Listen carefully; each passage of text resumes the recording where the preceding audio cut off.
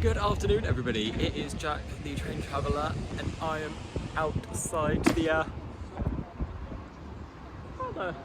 rather grand Carlisle station, right opposite these ginormous dark red stone towers. And today I will be getting on the 1752 Avanti service back down to London, back home after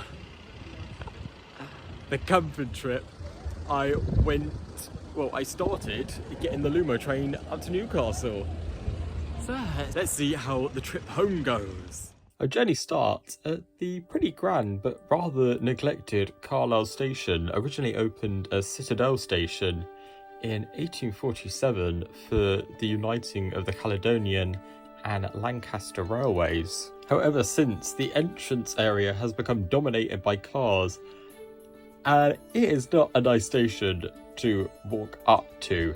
And here is the station's original namesake. These two red brick towers are the Citadel of Carlisle, built in 1541. I'd say the inside is far grander than the outside, much better preserved, and I love the green on all the doors.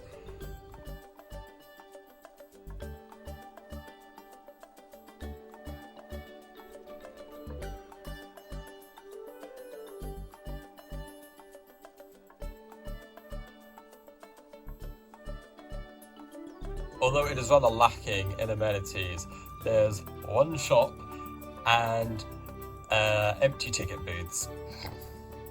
Although the waiting room has a very grand archway. And they turn a luggage trolley into a plant pot. Kinda. Beyond the West Coast main line, 4 regional lines come into Carlisle as well, 3 of them being operated by Northern. The other is run by ScotRail, with trains to Glasgow via Dumfries. It's also on a major European freight corridor, which, for the right person, may be very exciting.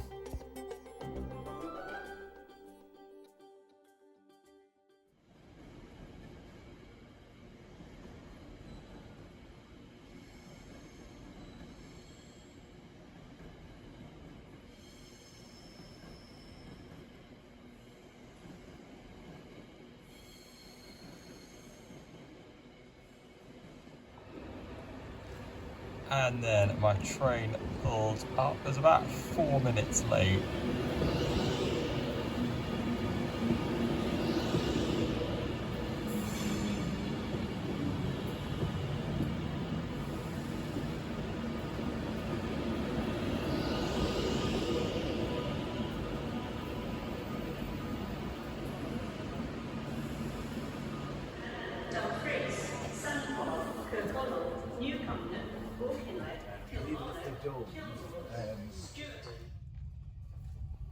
Soon after leaving Carlisle to the south, you cross a large railway junction and pretty scabby rail yard, but there were some old Pullman carriages.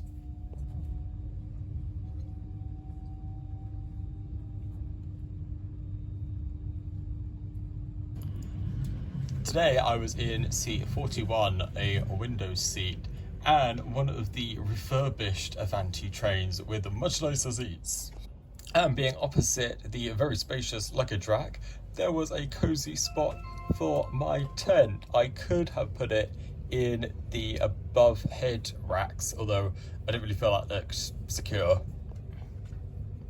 With the nicer seats, we now have charging ports at every seat, and the table is fold out, so you don't have to slide your way in. Our first stop was Penrith, made famous for nothing in the town itself, but for being approximately near some of the tallest mountains in England.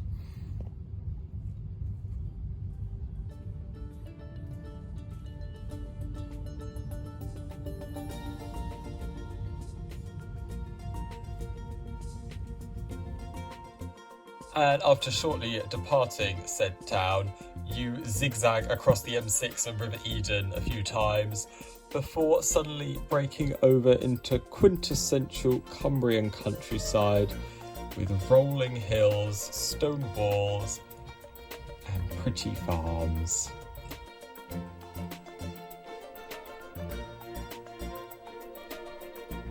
And the odd bit of shoddy siding industry. But if anything, the mixture of mountains and weird sidings and electric wires make this feel like a real, like, long distance European rail line, like over the Alps or something.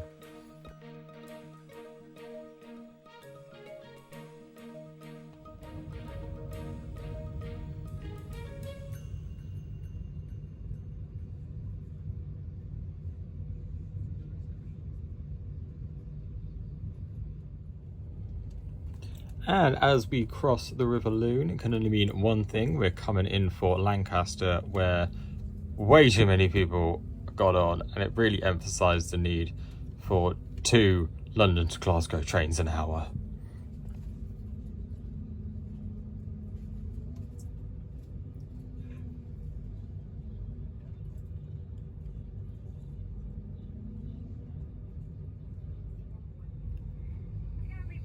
As you whiz through Lancashire, especially coming into Preston, you really notice the high-topped rolling hills ending and the industry and factories and warehouses really increasing as we pull into Preston here.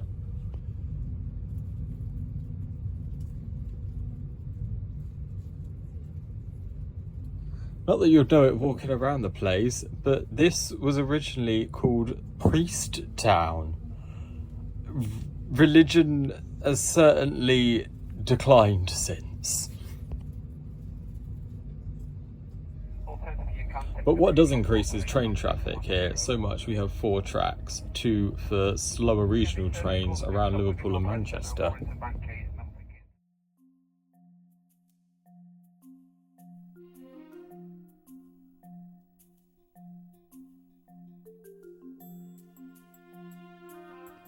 And a common tapestry among all the towns in this most southerly part of Lancashire. Endless terraces between derelict warehouses.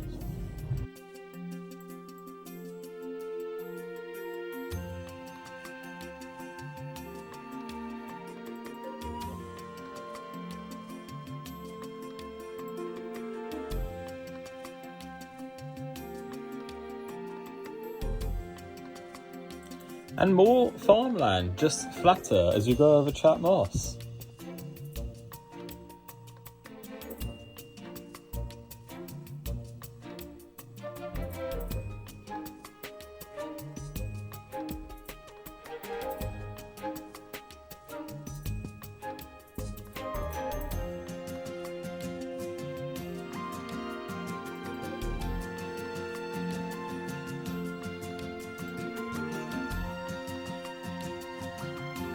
I've been through Warrington Bank so many times, completely forgot this ginormous like silo factory was right there, looming over the platforms.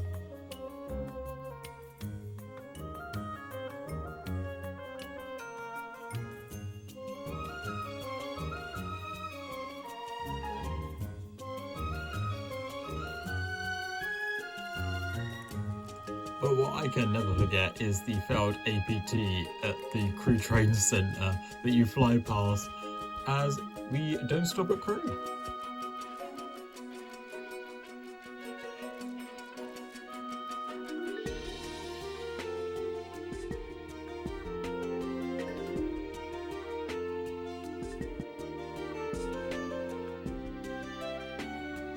Or anywhere else for that matter.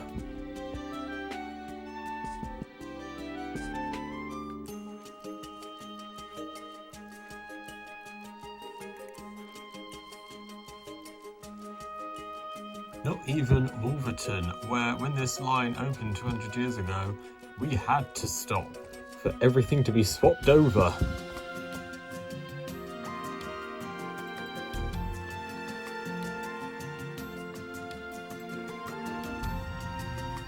Our final stop for the evening is the delightful Milton Keynes, made famous for being boring.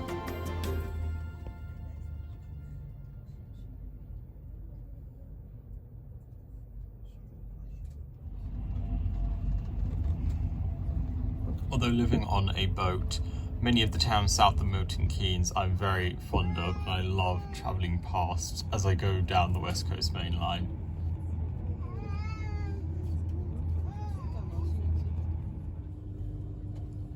And the sight of Wembley Stadium in the distance past the train yard, always a clear sign we're almost at Euston, and tonight it's lighting up.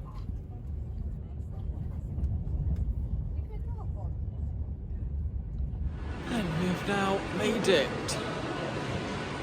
15 minutes late, and I am very tired. For £36, just about having to change seats halfway through. It wasn't a bad service. It was pretty full, but nothing like the Lumo train. And yeah, there's always delays on the West Coast Main Line. It's probably high speed too. But for what they've got, not a bad service. My main complaint is fix the bloody loos, because they still stink. I never went in there, but sitting near it, you always smell it. It's atrocious. Anyway, 36 quid buying 2 days beforehand, and a good 4-hour journey is pretty good in my mind. They're now all changing shit over. But anyway, I have been Jack the Train Traveller, and I'll see you in the next one.